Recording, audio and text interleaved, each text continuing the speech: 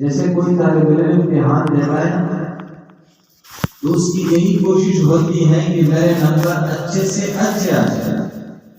وہ فل کوشش کرتا ہے، خوب مجاہدہ کرتا ہے اور جدوجہد کرتا ہے کہ میرے نمبر اچھے سے اچھے آ جائے. اسی طرح مسلمان بھی جو اللہ کا حکم پورا کر رہا ہے اس کی پوری کوشش کرے گا کہ یہ حکم مجھ سے اچھی طرح پورا ہو جائے کہ اللہ پاک مجھے زیادہ اجر دے دے اور مجھ سے اللہ خوش ہو جائے. اسی طرح کریں گے انشاءاللہ. اور توبہ کی نیت سے بیٹھیں گے، یہاں سے جا کے ہمارے دل بالکل بدلے ہوئے ہو اور ہماری آرزوئی تمنائیں بدلی ہوئی ہو کہ وہ ہوئے ہمیں تو پتہ نہیں تھا یا پتہ تھا لیکن غفلت کے شکار تھے کہ ہم اللہ کے دین سے دور رہے، اپنے بچوں کو اللہ کے دین سے دور کر دیا. ابھی تو انشاءاللہ ہم اپنی ذات کے لحاظ سے بھی اور اپنی اولاد کے لحاظ سے بھی 100% دین پر چلیں. 100% کس پر چلیں گے؟ یہ کریں گے نا انشاءاللہ. کبھی کبھی کسی محفل میں ماحول میں کوئی ایک بات ایسی ہوتی ہے وہ انسان کے دل پہ لگ جاتی ہے، اس کی وجہ سے انسان کا کھایا بھی پلٹ جاتا ہے، وہ اللہ رب العزت کی طرف سفر کرنا شروع کر دیتا ہے. کہتا ہے ایک دفعہ ایک بزرگ راستے پہ جا رہے تو ایک گھر سے موسیقی کی آواز آ رہی تھی. موسیقی کی آواز ہو، اللہ پاک ہمارے گھروں کو ان آوازوں سے محفوظ رکھے.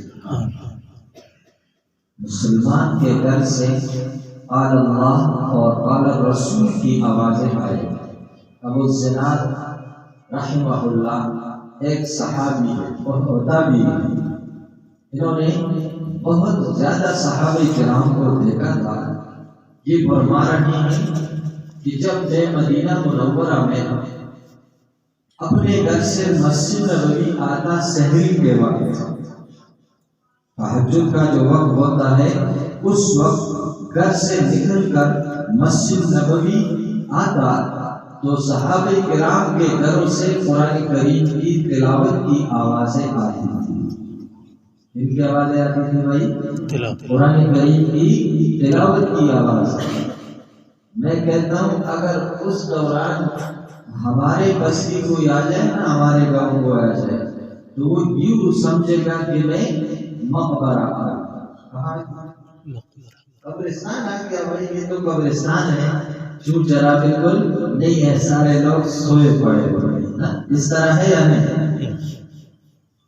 لیکن ان کے گھروں سے اس وقت قرآن کریم کی تلاوتوں کی آواز آتی تھی. اللہ کرے کہ ہمارے گھروں میں قرآن کریم کی تلاوت، حضور پاک صلی اللہ علیہ وسلم کی احادیث کا تذکرہ یہ زندہ ہو جائے. یہ ہے مسلمانوں کے کام اور ان کو کہتے ہیں مسلمان کے گھر. تو یہ بزرگ جب جا رہا تھا تو موسیقی کی آواز آ رہی تھی. تو جب اس گھر سے یہ گزر رہا تھا تو اس کا ایک غلام باہر نکلا اس گھر والے کا. تو اس بزرگ نے اس سے پوچھا کہ صاحب هذه الدار حر ام عبد، اس گھر کا مالک آزاد بندہ ہے یا کسی کا غلام ہے؟ تو اسی غلام نے کہا نہیں جی بل وہ حر، وہ آزاد ہے. کیا ہے؟ بزرگ کہنے لگا ٹھیک ہے، میں بھی یہی کہتا تھا کہ آزاد ہے، اور وہاں سے چلا. تو جب یہ غلام اندر گیا تو آقا نے اس سے پوچھا کہ بھائی کیا باتیں ہو رہی تھی؟ تو اس نے سارا قصہ سنایا کہ آقا اپنے غلام سے پوچھنے لگا کہ کدھر گیا؟ کہا مجھے پتہ نہیں، بس کسی گلی کوچی کی طرف گیا. تو وہ باہر نکلا اور جوتے پہنے ہوئے بغیر اسی طرح وہ نکلا. تو اس بزرگ کو کسی کوچی میں پوچھا، میں اس کو پکڑ لیا کہ آپ نے میرے غلام سے ابھی پوچھا کہ صاحب هذا الدار حر ام عبد؟ اس نے کہا میں نے پوچھا اس گھر کا آقا، اس گھر کا مالک وہ کسی کا غلام ہے یا آزاد ہے؟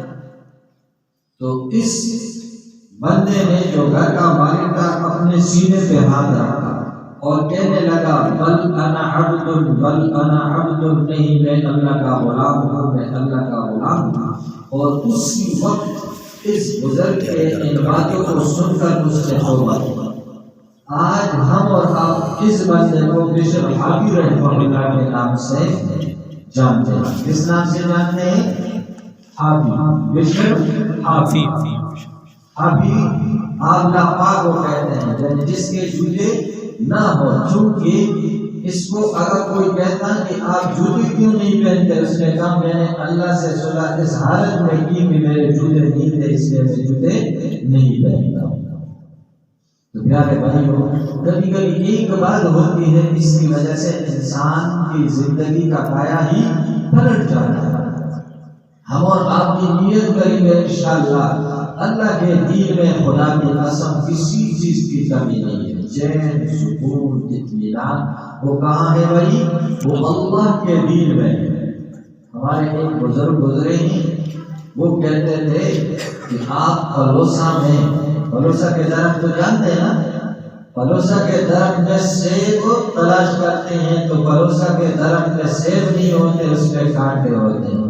آج ہم اور آپ چین، سکون، اطمینان دنیاوی چیزوں میں طلب کرتے ہیں، اس میں تلاش کرتے ہیں، تو اس میں بے اطمینانی تو ہے اور بے چینی تو ہے، چین، سکون، اطمینان اس میں نہیں ہے۔ ایسا نہیں بات، ساری دنیا آپ کسی کو دے دیں وہ خوش نہیں ہو سکتا، وہ اس سے خوش ہو۔ انسان کے اندر اللہ پاک نے کچھ ایسی خواہشات وغیرہ رکھی ہے کہ وہ اس دنیا میں خوش نہیں ہو سکتا، وہ آخرت میں جنت میں انشاءاللہ تعالیٰ خوش۔ پھر جس کتاب کا آج ہم ختم کر رہے ہیں بخاری شریف،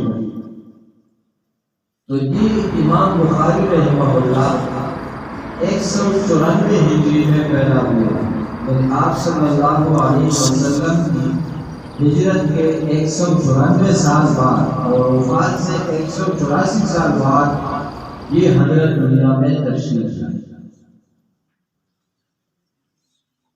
اور جب یہ دنیا میں آئے تو تھوڑے عرصے بعد اس کا والد محترم دنیا سے چل بسا۔ اس کا والد صاحب بہت بڑے عالم بھی تھے، امام مالک رحمہ اللہ کے شاگرد، اور یہ مالدار بھی تھے۔ اس نے جو کچھ طریقہ چھوڑا تو اس کے بارے میں اس نے ایک بات کی کہ جتنا بھی میرا طریقہ ہے اور یہ مالی وراثت ہے، اس میں ایک درہم بھی حرام نہیں، مشتبی بھی نہیں۔ ایک درہم حرام نہیں، کیا نہیں ہے؟ مشتبی اس کو کہتے ہیں جس میں یہ احتمال ہو کہ یہ حلال ہے اور یہ احتمال ہو کہ یہ حرام ہے، تو اس میں ایک درہم ایسا بھی نہیں۔ اس سے ایک بات معلوم ہے کہ چونکہ معاش کا مسئلہ کی باپ کے ذمہ ہوتا ہے، تو ہم اور آپ گھر میں جو بھی مال باہر سے لے آتے ہیں، جو پیسے لے آتے ہیں، وہ کیسا مال ہوگا؟ سب کہے وہ حلال ہوگا۔ کیا ہوگا؟ حلال ہوگا۔ جس طرح امام بخاری رحمہ اللہ کے والد محترم نے حلال مال چھوڑا، اس مال سے اس کی تربیت ہوئی، اللہ پاک نے اسے امام بخاری بنا دیا۔ اگر ہم اور آپ بھی اپنے بچوں کے لیے حلال مال لایا کریں تو انشاءاللہ تعالی ہمارے بچوں کی تربیت بھی اسی طرح ہوگی۔ ابراہیم بن ادہم رحمہ اللہ کا نام آپ لوگوں نے سنا ہو۔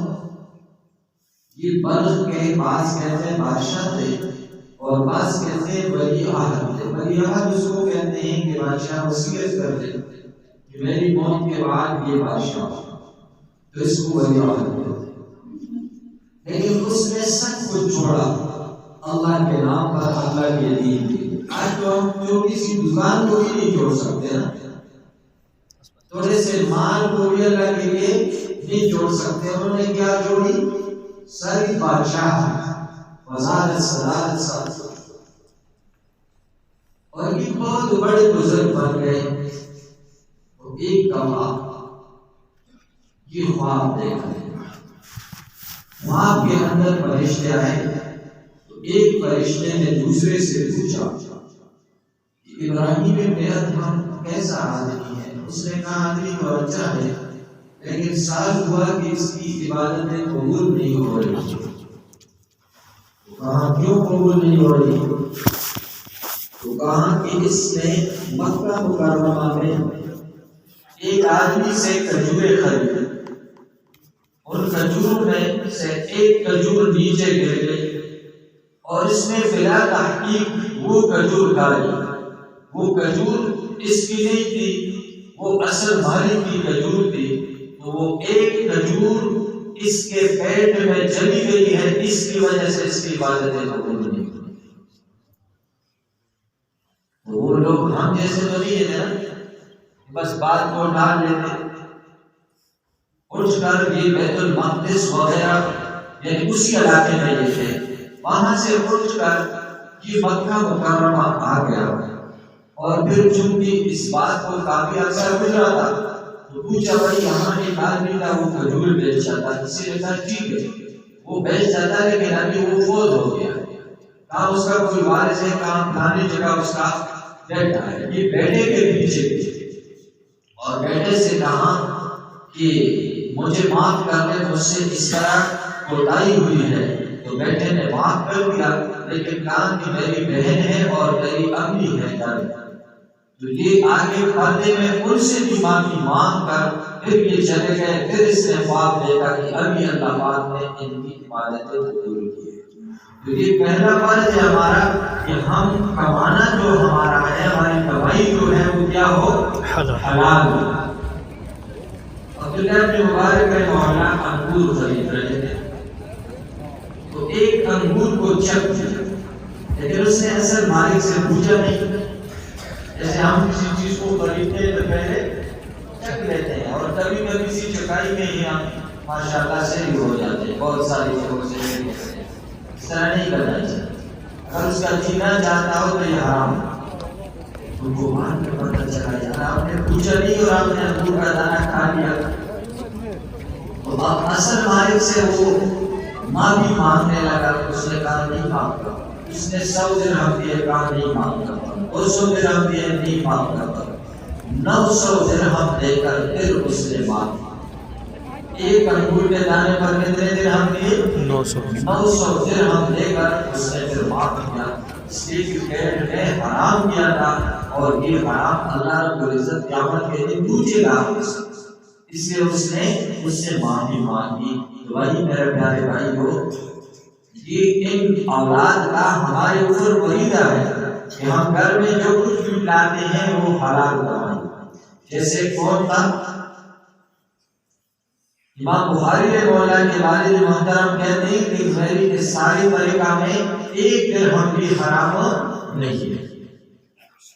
وہ تو فوت ہو گئے، اب امی کیسی ملی؟ اللہ کرے کہ آج کی یہ مسئولات کی نیت کر لیں انشاءاللہ کہ جس طرح امام بخاری رحمہ اللہ کی والدہ صاحبہ تھی اور انہوں نے امام بخاری رحمہ اللہ کی تربیت کی، ہم بھی اپنے بچوں کی اسی طرح تربیت کریں. یہ سب نیت کرتے ہیں نا. اس کے دل میں یہ بات آئی کہ میں اس سے انشاءاللہ تعالی عالم با عمل بناؤں گا. کیا بناؤں گا؟ عالم با عمل بناؤں گا. کہتے ہیں پرانے زمانے میں عورتیں دودھ اپنے بچوں کو اس نیت سے دیتی تھی کہ میرا یہ بچہ بڑا ہو کر حافظ قرآن بنے گا، عالم با عمل بنے گا، مجاہد بنے گا، داعی بنے گا، امت کا غمخوار بنے گا. پرانے زمانے میں عورتوں کی یہ جذبات ہوتے تھے، اور اسی جذبے سے وہ اپنے بچے کو دودھ دیتی تھی.